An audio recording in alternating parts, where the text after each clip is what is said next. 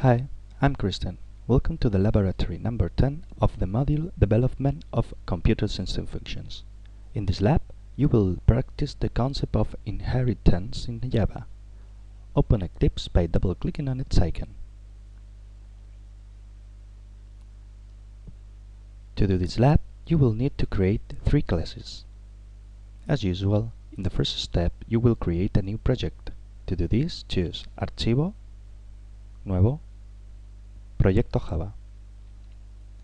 In the wizard that it will be appeared, put Lab 10 in the Nombre de Proyecto text box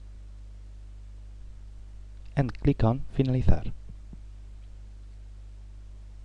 Import files with the source code of previous lab. Deploy the project by double-clicking on its name. And click the right mouse button on the icon as RC. Select Importar. In the wizard that it will be appeared, choose General, Sistema de Archivos.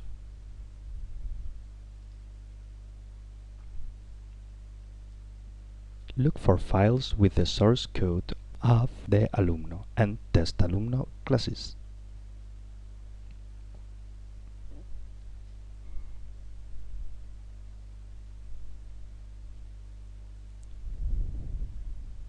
Mark them and then click on Finalizar.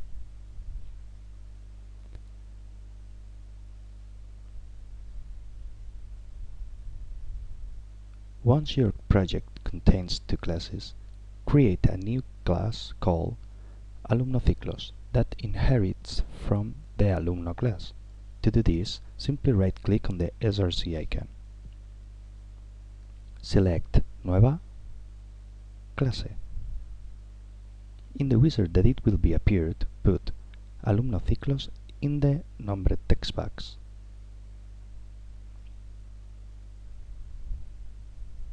Replace java.lang.object by Alumno in the superclasse text box. Then click on Finalizar.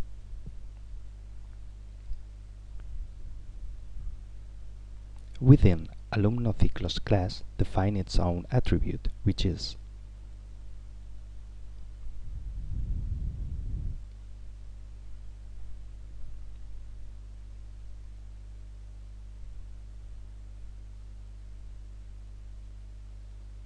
create the signature of the constructor of the class. It should receive the values of attributes and those inherited as parameters, that is,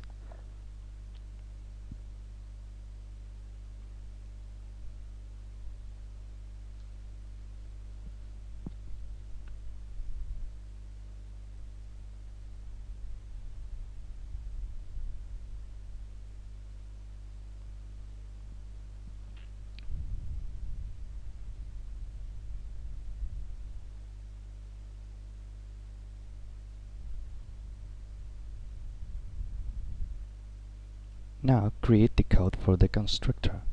You must call the base constructor class sending inherited attributes as parameters, that is,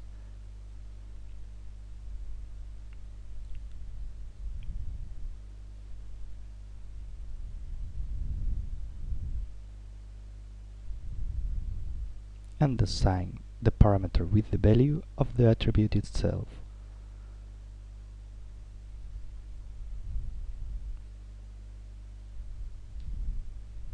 Import Gregorian calendar class from the java.util package to work with dates.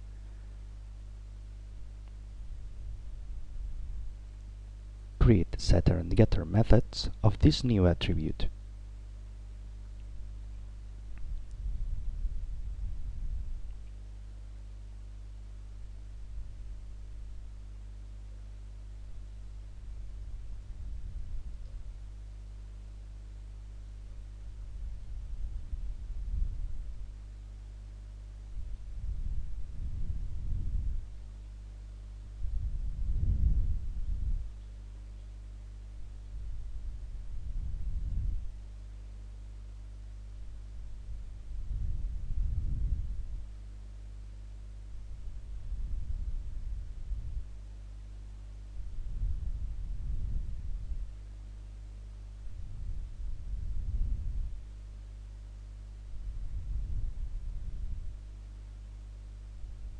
Finally, create toString method that returns a string with the values of the own attributes and inherited attributes.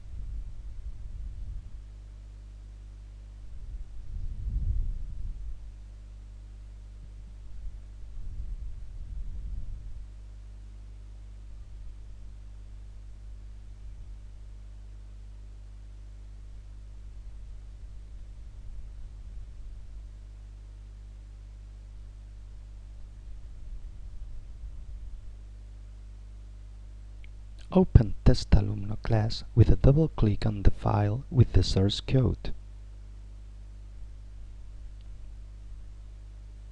Create an object of the Gregorian calendar class called Fecha Nacimiento Laura, and call the constructor of that class that accepts year, month, and birthday as parameters, that is,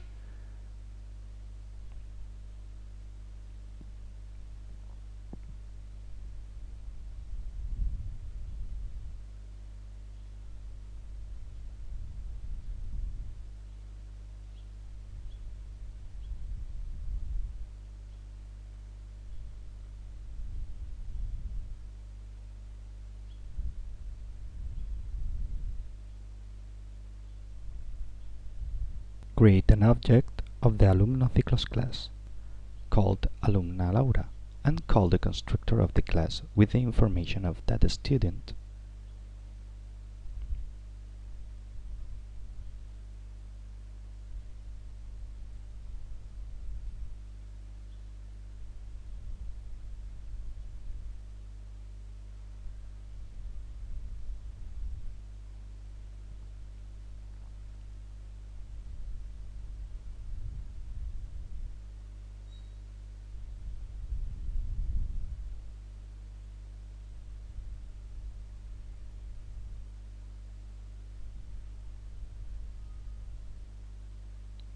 Now you can see how Alumnociclos constructor is called with their attributes, but object belongs to Alumno class.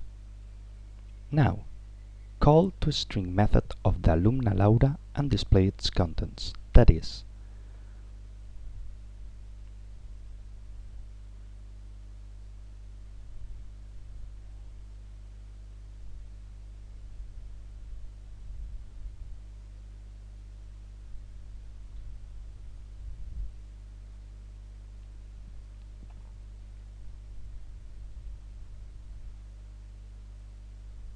run the code.